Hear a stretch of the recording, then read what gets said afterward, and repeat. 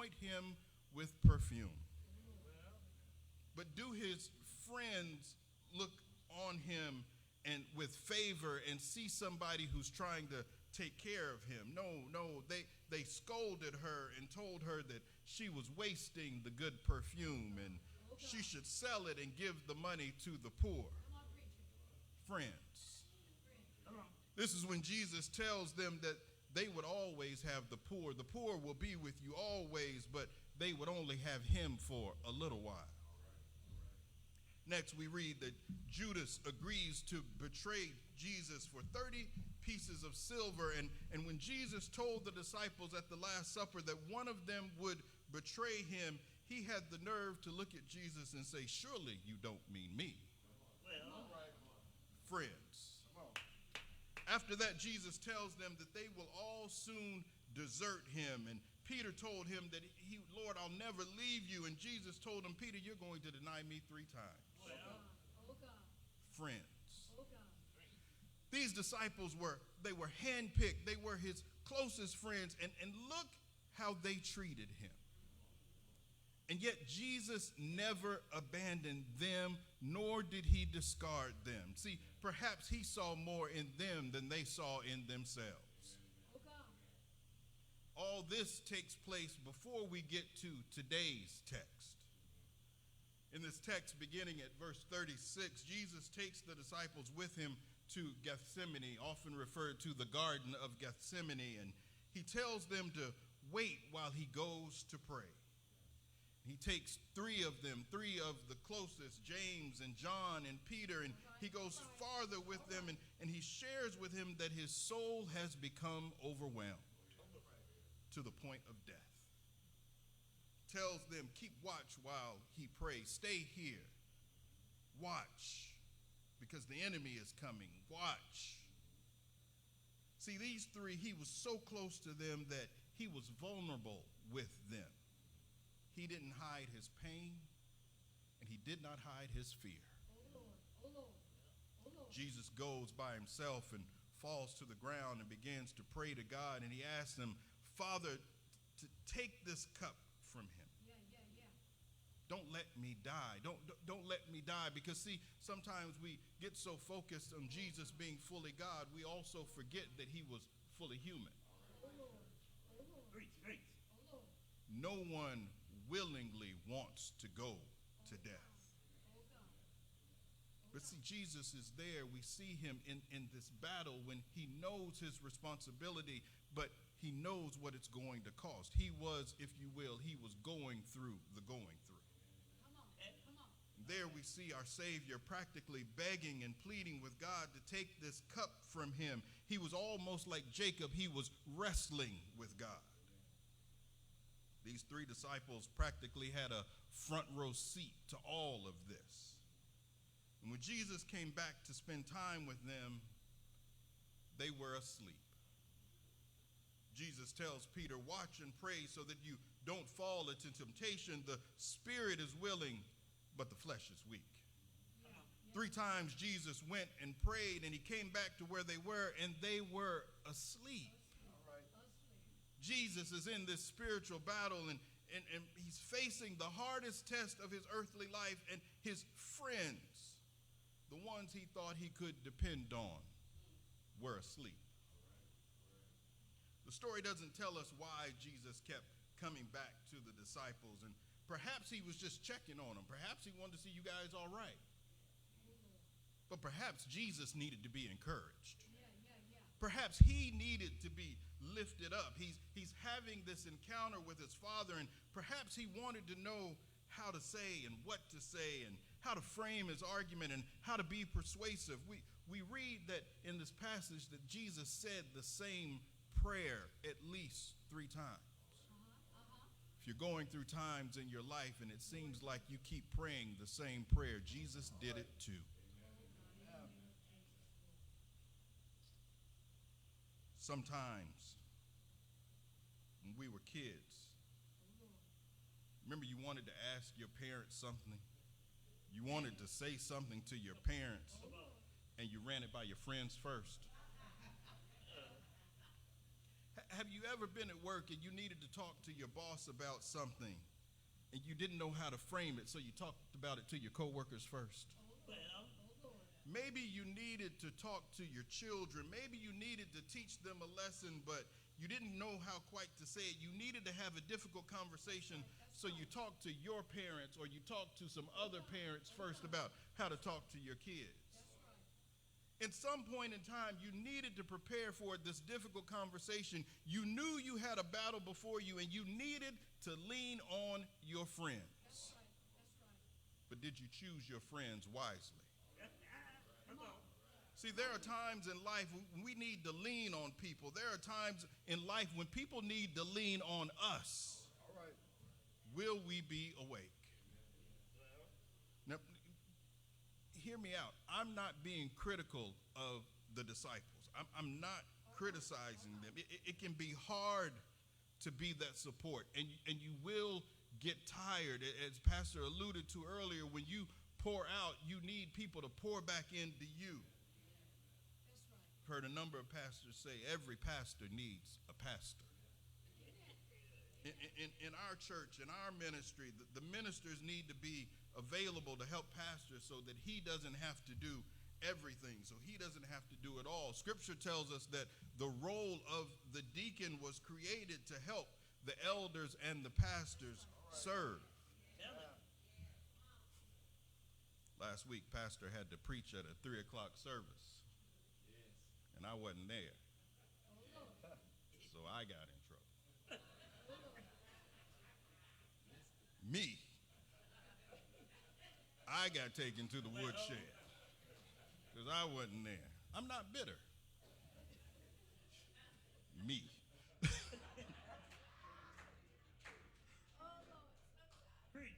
But ultimately we learn that the one we can depend on, the one who never fails us, is Jesus.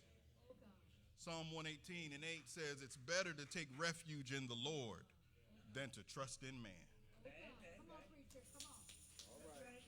Come on. Young people in particular, especially,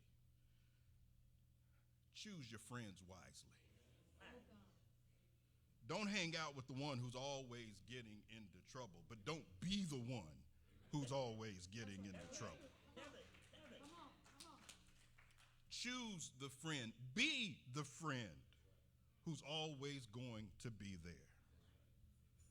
Story was told about a guy who was walking down the street one day and he falls into a hole. The walls are so steep that he can't get out.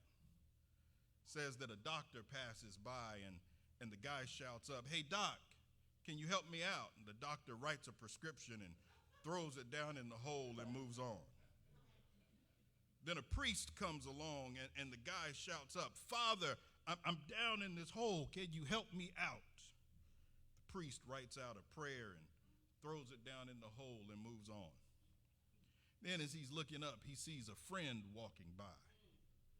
He says, "Hey, Joe, it's me. Can you help me out?" The friend jumps in the hole with him. And our guy says, "Are you stupid?" He says, "Now we're both down here." But the friend looks at him and says, "Yeah, but I've been down here before, and I know the way out."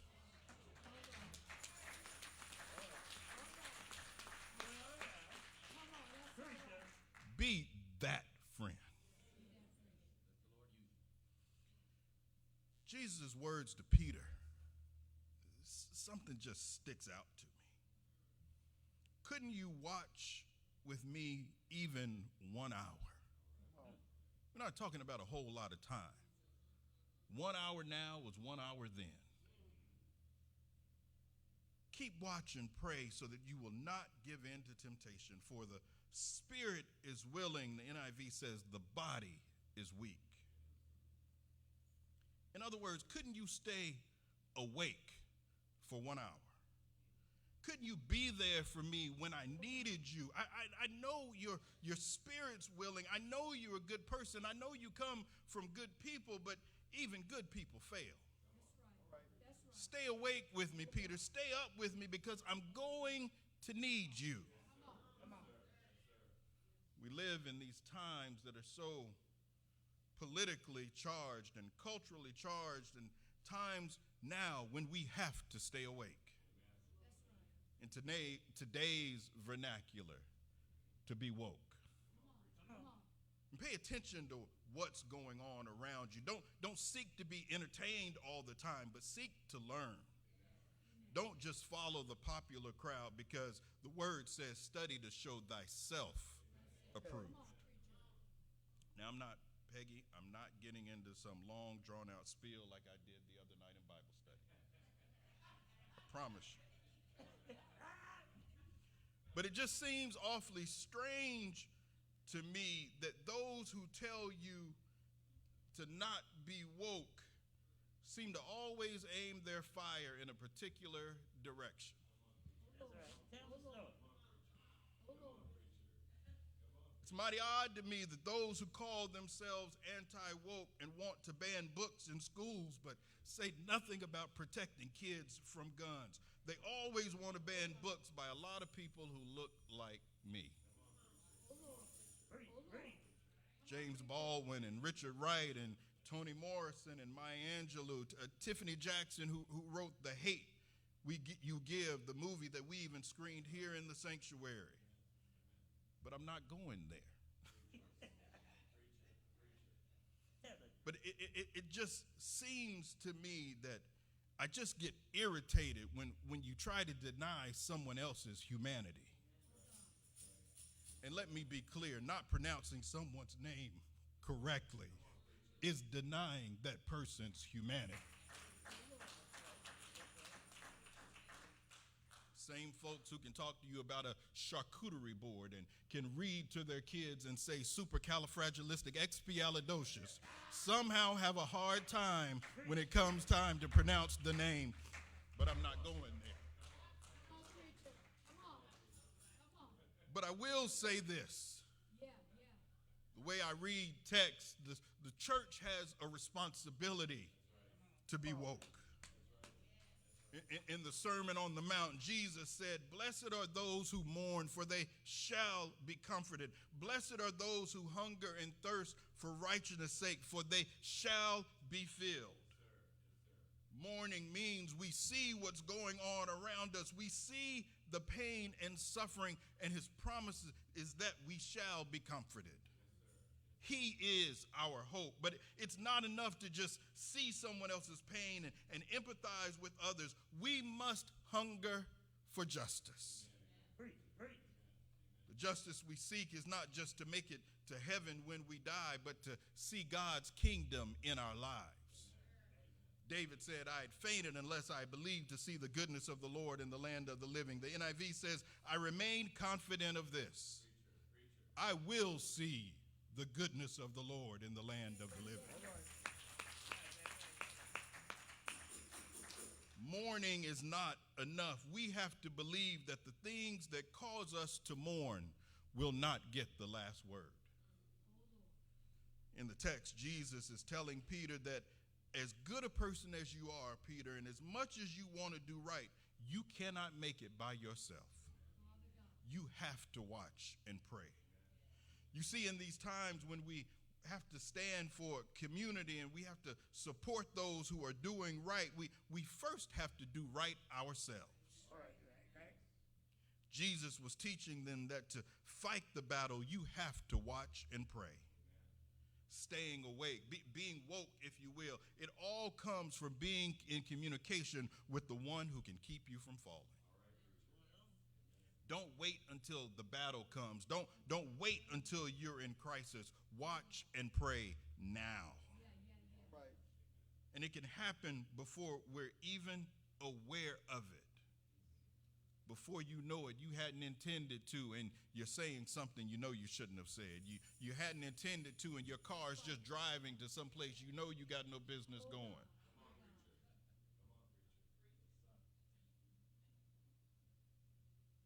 No, you don't need that new pair of whatever.